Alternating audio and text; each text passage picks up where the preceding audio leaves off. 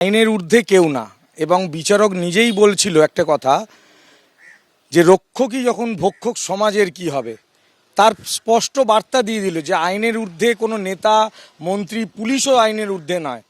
তারাও যদি অন্যায় করে এবং সাধারণ মানুষ, আমাদের মতো সাধারণ গরিব মানুষের যে বিচার পায়, সেটা কালকে দেখতেই পেলেন যে একজন ওসি বর্তমানে, তারপরে তার যে প্রমোশন হয়েছিল সেটা নিয়েও প্রশ্ন করেছে যে 2 তারিখে খুন হলো, আপনার নামে অভিযোগ হলো, আর তার 19 দিন পরে আপনার প্রমোশন, এটা কি আপনার রিওয়ার্ড? আমার ভাই মারবার কিছুক্ষণ আগেই যখন এই ভিডিওটা করছিল, শেষ হতে হতেই দেখুন ভিডিওটা কেটে গেল, মানে তখন দরজা ভেঙে ঢুকে গেছে এরা। তখন তো সে বলছে পরেশ পাল, স্বপন সমাদ্দারের নেতৃত্বে নারকেলডাঙ্গা পুলিশের সামনে, যেটা আমরা বলেছিলাম, আমার ভাই মরার আগে বলে গেছে, সেটা তো প্রমাণ হলোই যে এরা কি করেছে।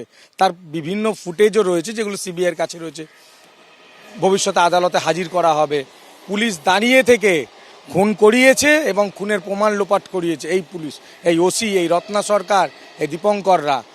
কার মদতে? এই পরেশ পাল, স্বপন সমাদ্দারদের মদতে। হাইকোর্টের, মহামান্য হাইকোর্টের অর্ডার, কোথাও স্টে নেই, কোথাও কোনো স্টে নেই, কোথাও তাদের রক্ষা কবচ নেই।